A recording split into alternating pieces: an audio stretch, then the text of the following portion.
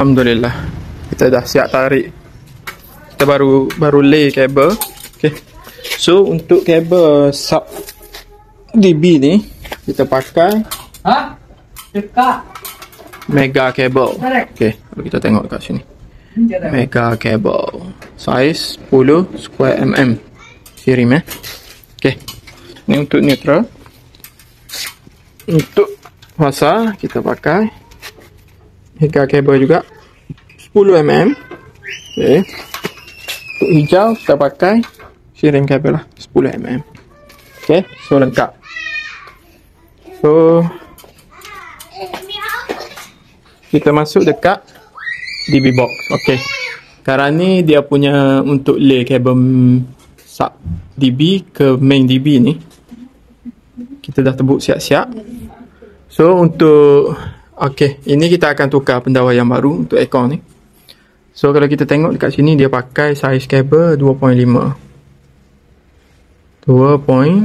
mm square. Okay. So kalau ikut, kalau aircon tu 1 horsepower, 2 horsepower dan ke bawah, kalau ikut ST boleh. So yang sini saya akan bagi 4 mm sebab kadang-kadang customer dia nak pakai 2.5 untuk ruang tamu. So untuk kabel bumi tak ada laluan ke aircon. So kita akan tarik barulah daripada sini. Okay. Ini kita punya sub DB box, dia punya kabel. Okay.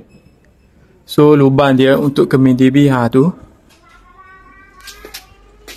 dia akan tembus dekat sana nanti. Dekat sini saya nak pakai kotak warna kelabu.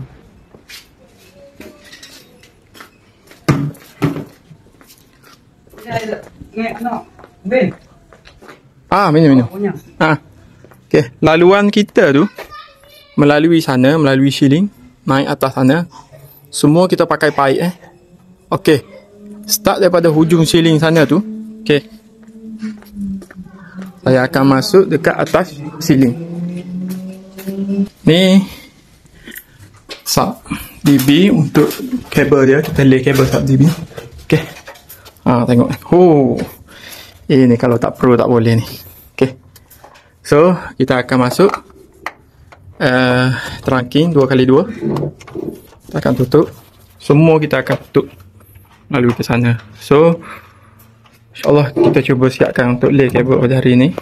Kalau siap pasang TV box lagi terbaik. Okay. Daripada bucu sili sana tu, kat sana tu, untuk ke trunking ni kita pakai fleksibel warna hitam. Okay. So semua dalam keadaan tertutup. Okay, terbaik. Cuma ada wiring lama ni ada yang ada conduit. Okay. So alhamdulillah kita cuba siapkan untuk lay kabel dengan sub DB. Tu. Okey tu. Kita punya fleksibel tu untuk kabel 3 ni. Okey. Okey, terbaik.